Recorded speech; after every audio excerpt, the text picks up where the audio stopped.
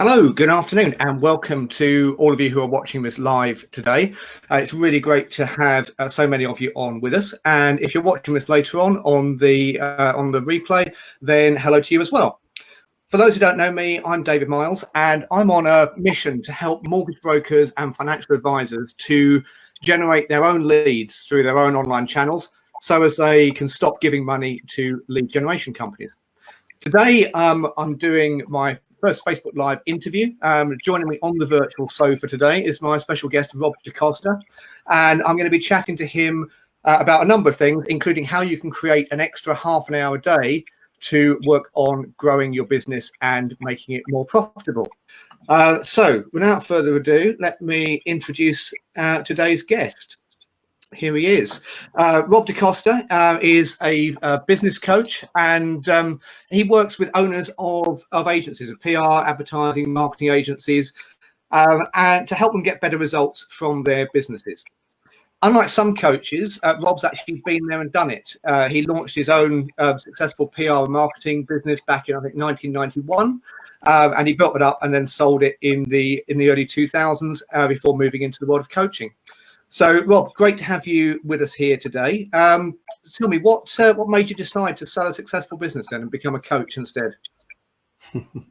Yeah, thanks for having me, David. That is a big question that could probably take up half an hour. You've got 5 minutes. Okay, in a nutshell, I grew that business without having much control over it. It sort of took a life of its own, which I think a lot of business owners find. They sort of grow organically, and then lots of external forces happen, like client opportunities, and people come along and go, and you end up creating this monster that you're working for. In fact, you end up working for a much harder taskmaster than you probably did when you worked in your 9-to-5 job. And I think I woke up, I was 39, and I'd say I had my midlife epiphany. But I woke up one day and I thought, I'm not very happy. I was earning a lot of money and having lots of nice things, but at some point in your life, you realize that's not enough. And so I decided to put the agency up for sale. And at the time, I didn't really realize that succession planning could mean anything more than just selling. So I got very focused on selling, like had this notional idea that there was a light at the end of the tunnel, had no idea what I was going to do next. Took about a year and a half. It's kind of like waiting for a bus to come along, and then 2 buses came at the same time, which is good for us. So we had 2 other agencies fighting to buy us. Sold to a big American company, did a 2-year prison sentence with them, which my 2-year earn out, which was not a very pleasant experience, which is what a lot of business owners say, because suddenly you go from running your own thing, being in control, to being part of something else where you don't have control.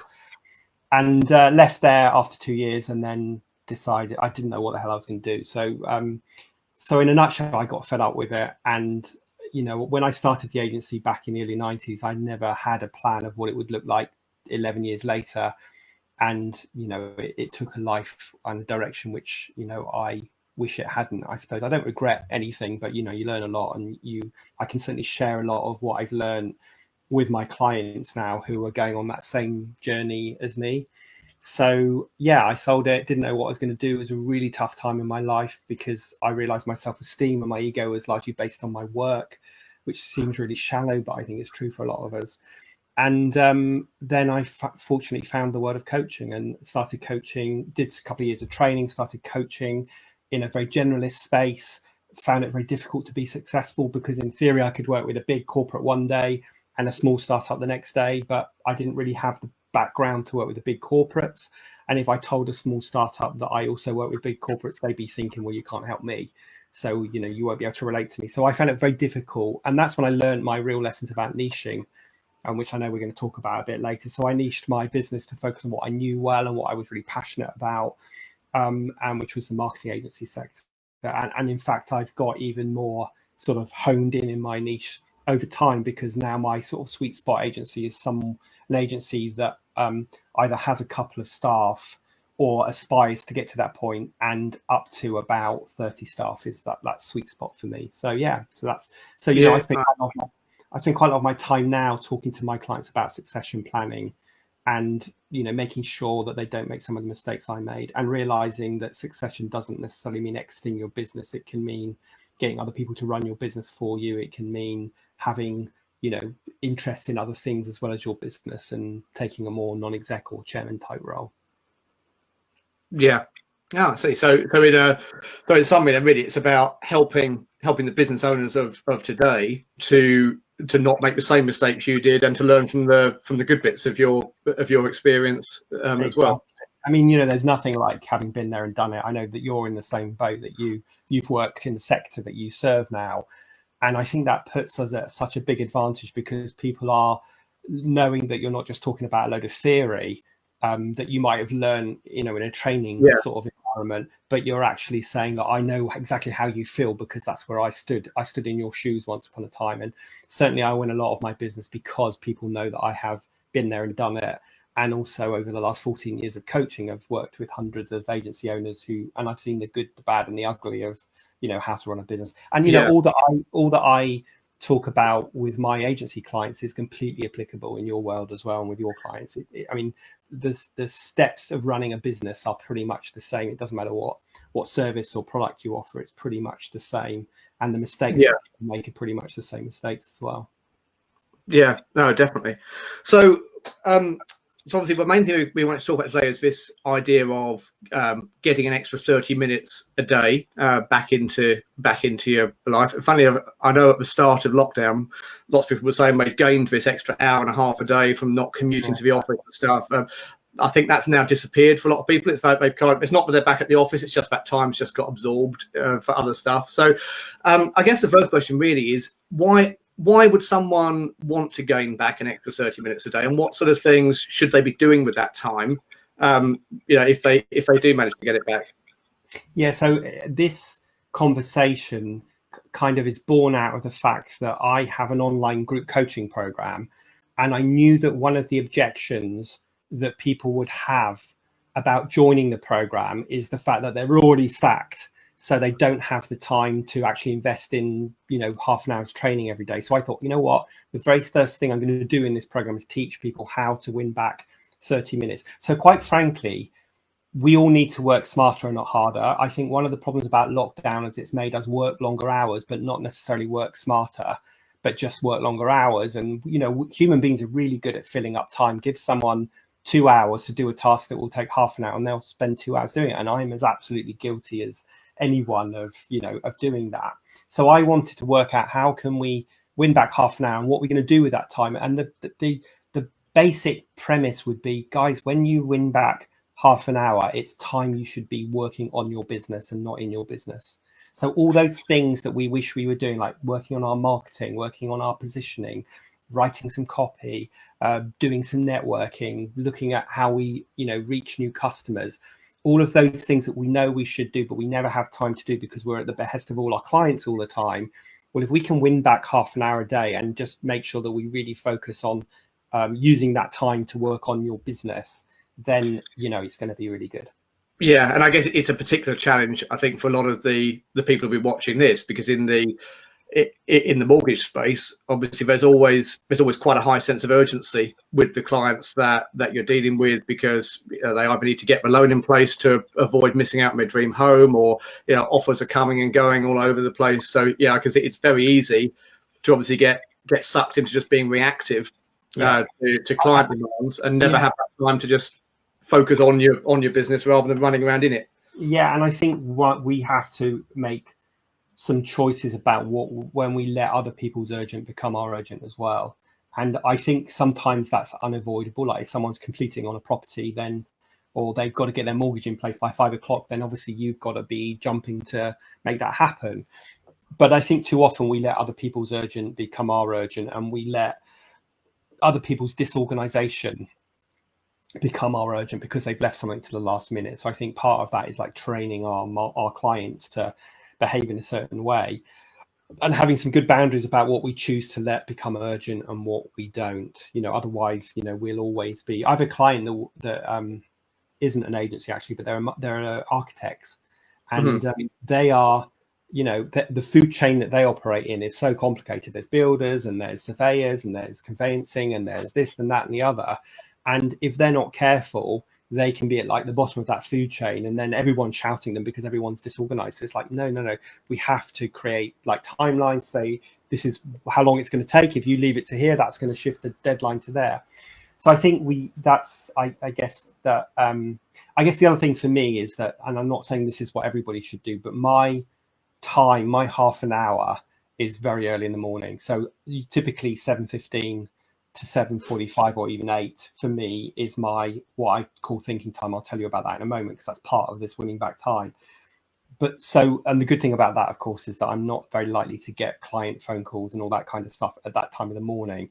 And for me, it's when I work best. So if I just sort of jump into some thoughts around how do you win back this half an hour, then yes, I was going to say let's talk about how we actually do it. Yeah, so I use this acronym of TICK, TICK. So T stands for turn off notifications. So this is like a really easy challenge that I challenge all of your audience to do, and you, David, as well, is turn off your notifications. We are losing the battle of keeping our attention focused on what we're doing because all these technologies, all these phones and stuff are all vying for our attention, and they're winning, and we get addicted to it. So if you don't want to have those distractions, you have to be disciplined. And I can see some people listening to this will be going, oh yeah, but Rob, you don't understand. But trust me, I've heard it all before. People telling me why they can't do this.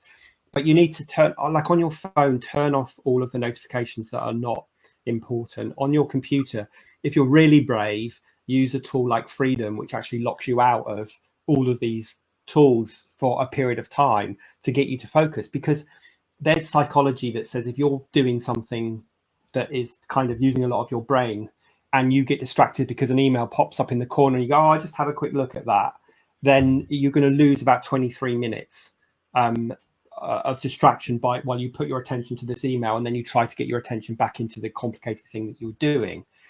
So one of the key things, the T, is turn off your notifications. And like for email, turn off your dialog box and Outlook. Everyone needs to go into Outlook now, into preferences, and turn off their dialog box. That's the little box that pings up in the corner, because quite frankly, if someone's got something urgent, they're not going to send you an email. They're going to call you, and that's what you need to train your audience to do. So that's what the T stands for. Get rid of notifications so that you can get really focused on what you're doing. And then the second part of that is communicating with your audience. So the I is informing your people that you interact with when you're available and when you're not available. So this is all about getting very structured, and it's about you not answering the phone when you're in that time where you're trying to focus. So that's the I of TICK. And then the C is you need to look at your schedule. So the C is check your schedule, so that, for example, you're going to go, okay, I'm going to check my emails 4 times a day, which is what I do. So first thing in the morning, just before lunch, mid-afternoon, and end of the day. It's the 4 times in my day that I check my emails. And I will, when I check them, I will, if there's something really important, I will deal with it there and then. But most likely, I'm going to schedule things that need dealing with at a future time slot. So I'm just not letting all these things interrupt me all the time. And then the K is the really important one, which is keep practicing.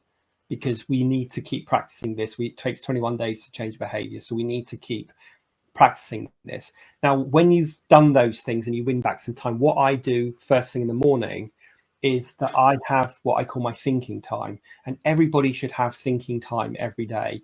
And thinking time should be when you are at your best. So if you're best at the end of the day or after lunch or whatever, then that's when you should do it. For me, it's first thing in the morning. So I get up, make my coffee, check my emails, and then I go to thinking time. And thinking time is where I'm going to do something really brain taxing. So that might be doing some business development. That might be writing a plan. That might be writing some content. I'm going to do those that in that thinking time, which is pretty much the time I'm winning back because I'm getting more efficient with everything else. That's where I'm doing my working on the business stuff, because that is, that's what's going to move me forward. A lot of the time we can just kind of be busy fools doing stuff. But you know what? I've got a Post-it note that just basically says, is this moving you forward? And so I try to use that as a framework or a benchmark to say, is the thing that I'm stuck on the wall kind of thing. Yeah, it's behind me. I won't move my computer because it'll probably all fall apart, but it's behind me. I'm literally says, what, is this going to move you forward? Because if it's not, sometimes I can be like distractions and all the rest of it, and I can like let myself have some of those, but it isn't if it's not going to move me forward, I'm like, why am I doing it? Because there's so many things we can do. So I'm kind of benchmarking everything I do against this. Is it moving me forward? And then the other thing that I do every day that I think is a really, really good idea, and it's not my idea, but it works really well, is I have a morning and an evening ritual. And basically, the word ritual is a bit strange, but what it really means is I do exactly the same things every morning and exactly the same thing every day. And I think, given that a lot of us are working from home at the moment, this is really important because it creates a start of your day and it full stops the end of your day. Yes, because I guess so basically a lot of us had a ritual before that's been, a ritual of get up at 7 o'clock, have breakfast, leave in time to get the 7:45 train or whatever, and that whole ritual's been taken away from us, hasn't it? Yeah, and so now what happens is, and I do this sometimes, you kind of peter out at the end of the day rather than say, right, I'm finished, I'm leaving the office, I'm going home, shutting the computer, closing the door, or whatever you can, if you're fortunate enough to have a separate office. So a morning ritual basically says, so my morning ritual looks like this. Number one, make a cup of coffee. That's the most important thing to start my day. It's like I can't get going without it. Number two, check my emails.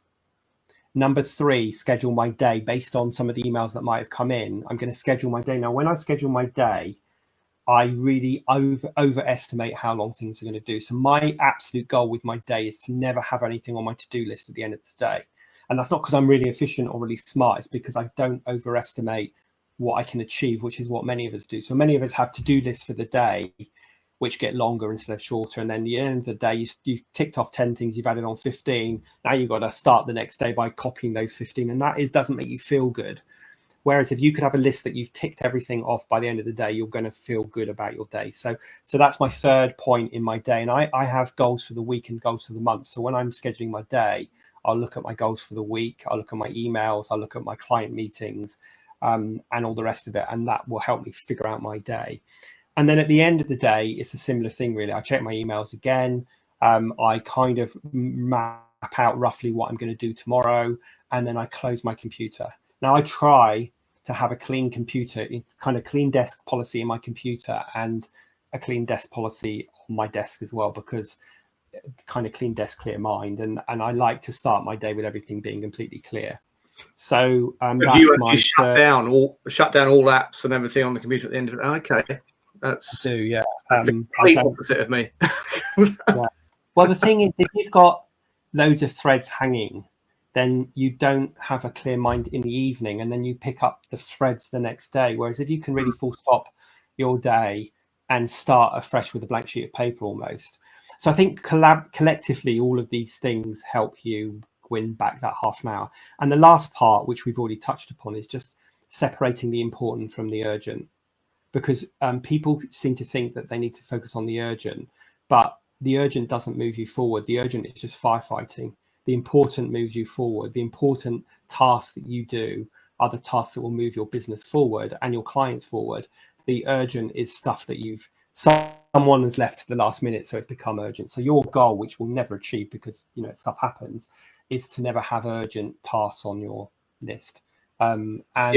If we can get really efficient and apply all some of the thinking that I've talked about, then you will get to a point ultimately where you don't have too much urgent stuff. So kind of collectively, if you can apply all of those things and get really strict with your boundaries, with the apps and software that you're using, and also boundaried with your clients or your team, then you can do this. And no one said it's easy. And like I say, I know sometimes when I talk about this stuff, I know people are sitting there thinking, yeah, but Rob, you don't understand what my business is like.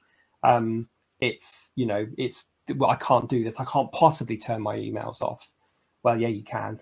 So, I think the email ones are really interesting. There's two things in particular that strike me from what you've been talking about there. Is the one big thing about kind of educating your clients as to what is urgent and what sort of timescales you work. I mean, the classic example I think is, talk to an accountant from the middle of January onwards, and they're running around all over the place trying to finish loads of people's tax returns, and it's because in many cases, they didn't train their client to to send them information earlier, and so now the client's lack of organisation and urgency has now suddenly become their sense of urgency.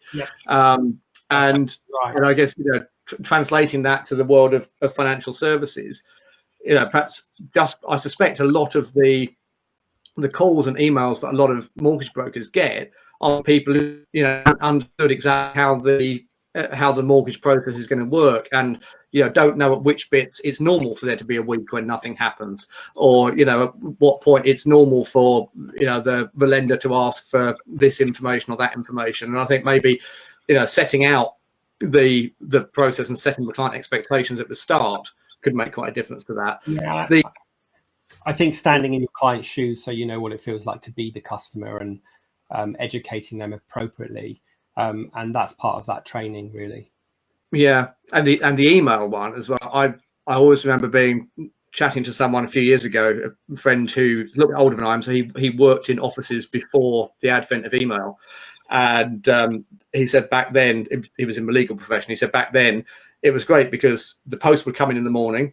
That defined what your day's work was, and if something hadn't come in the post and you'd finished everything by lunchtime, off down the pub, because you knew that there was going to be no more work coming in until 8 or 9 o'clock the next morning. And of course now we have this thing where requests and demands and pieces of work are coming in constantly throughout the day.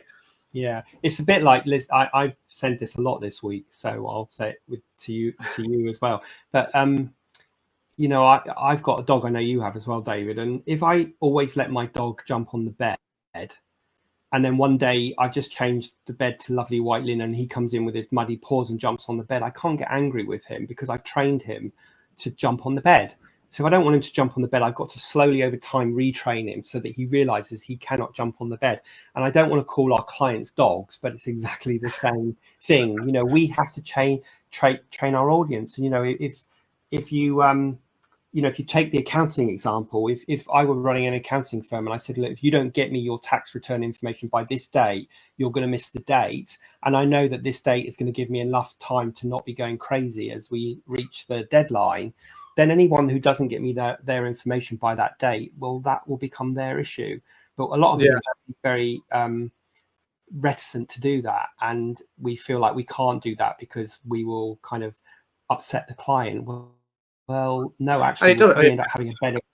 My accountant one year introduced a 2-tier pricing for tax returns, where if you provided the information by a certain date, it cost this much, and if you provided it after that date, the price went up by 50%. And I got my stuff in on time that year. You know what? If I wanted to send a parcel and I wanted to get it to you by tomorrow morning, I would pay for expedited postage. And if I don't need to get it to you till Friday, I can send it normal postage. That's how it works. And so exactly the same should be in the business world. If people leave things to the last minute, it should cost them more money. Yeah. And like, we don't want to be at the beck and call of everybody else's, disorganization. And that accounts for 80% of the time. I totally get there's 20% of the time where things will go wrong, things will happen, and we have to help.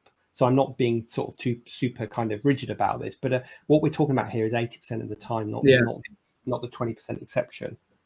Yeah, no, that's good. Well, hopefully, some good tips there. Hopefully, people can take and implement. The other thing we touched on earlier on and said we'd come back to was this idea of niching within the business. Now, I know it's something that you and I are both big advocates of. But what made you first realise that was the way with your business, and how has that changed things? And is it, would you advise people watching today who are obviously in a different industry, would you advise them to niche as well? Yeah, I think for me, it was born out of necessity because I was failing, trying to be a generalist. And it was, the thing is, when you're a generalist, it becomes very difficult to identify who your ideal target customer is. And therefore, it becomes very difficult to create sales and marketing messages and tactics to reach that audience. If you're not really sure who that audience is, if it's anybody and everybody, it's very, very difficult. Whereas if you have a clear niche, then it becomes much easier to identify your ideal target customer and the things that they've got going on that I can help with. So I would advise everybody. I don't really know many generalist businesses that are really successful. When you look at the bigger businesses like Coca-Cola or someone, they're not generalists. They're completely niched. You just don't necessarily see the niches. You'll see certain ads that they run that will be completely targeted at 18 to 25-year-old females or whatever. So But anyway, we're not those people, and we don't have the budget that they have to reach their audiences. So I would advise everybody to be niche. I think people run these fears about if they become niche, won't they miss out on loads of opportunities? But I think you will win more opportunities.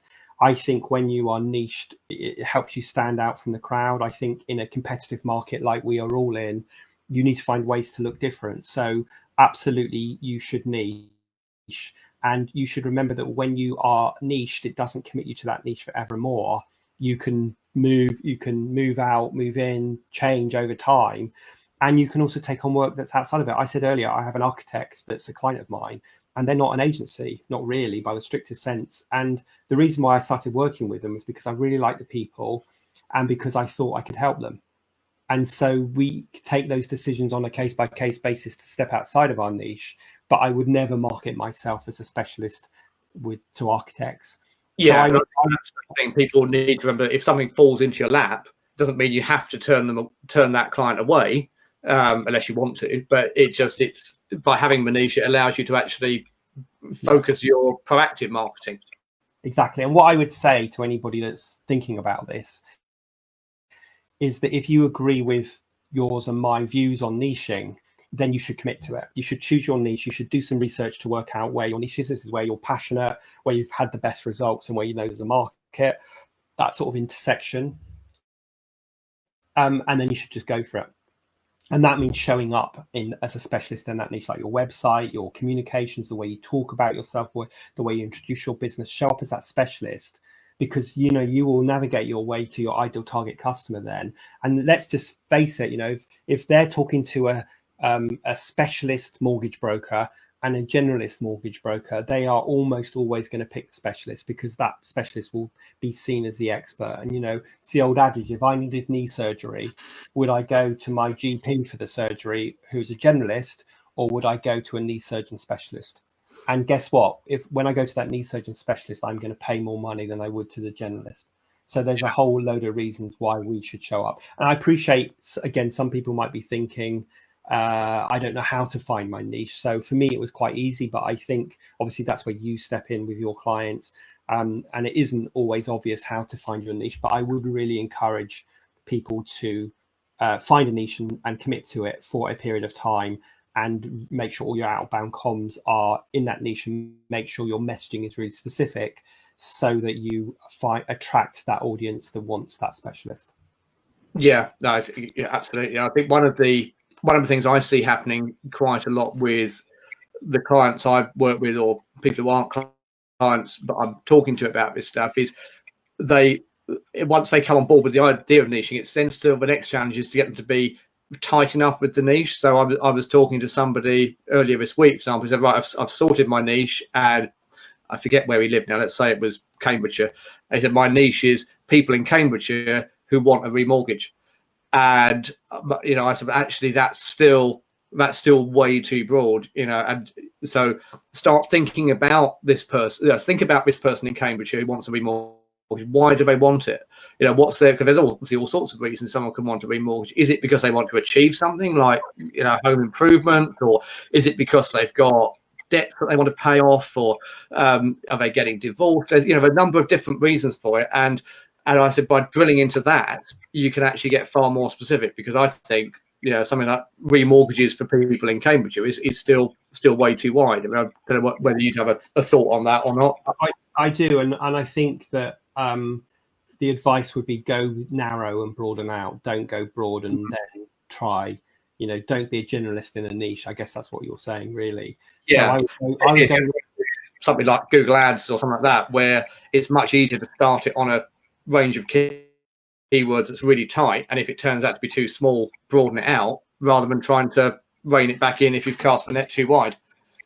Yeah, exactly. So my advice is go niche. Know that the niche you're picking is big enough, which most niches are, and then as you develop specialist skills on there, you might find those skills are transferable into another niche, and that's how to then broaden out. So that would definitely be my advice. Like I say, I don't know anybody that is a generalist that is more successful than a niche specialist. So there's 100 reasons why you should, and not many reasons why you shouldn't. Yeah, it's fear and mind that stops people at the end of the day.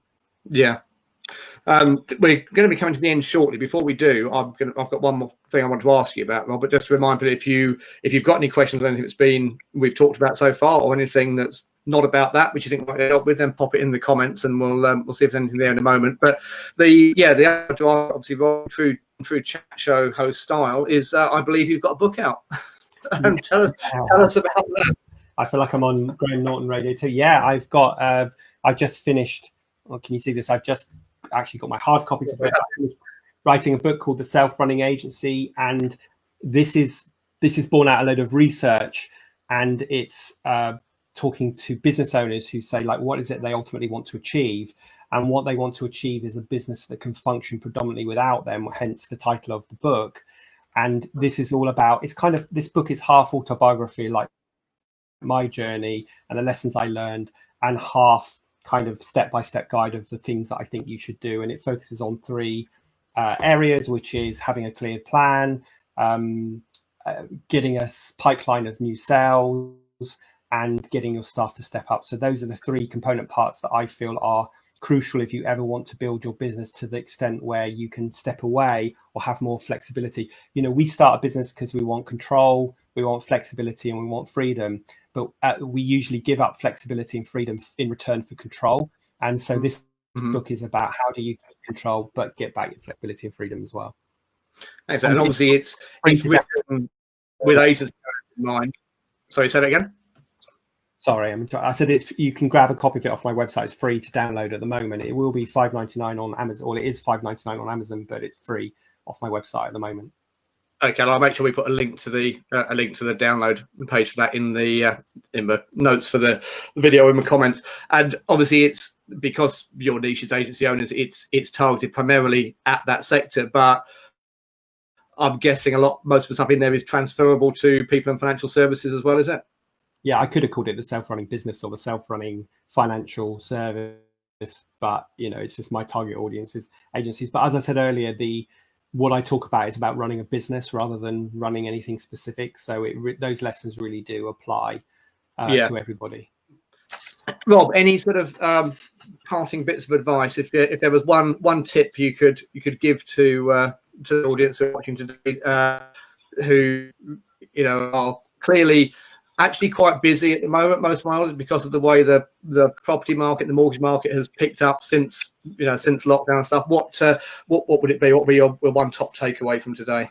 Yeah, I would say find a way of putting the pause button on every day, or at least every week, taking stock of where you're at and making sure that when you're running around at 100 miles an hour, you're running around doing the right things rather than being a busy fool. So it kind of comes back to winning back this half an hour. Find a way of just taking stock every day to make sure that what you're doing is moving your business forward and not just kind of running around at the behest of everybody else. Because if you do that, you're going to get burnt out like I did, and then you won't want to do it anymore. So I guess that's my parting bit of advice to everybody, including me and you. So yeah. Brilliant. Excellent. Well, thank you ever so much for coming on, Rob. Always a pleasure chatting to you. And if any questions that you've got when you're watching this on the replay, pop them in the comments, and we'll see you for another Facebook Live in a couple of weeks' time. Details will be published in the group soon. All right. Thanks again, Rob. Bye, everyone. Cheers. Bye.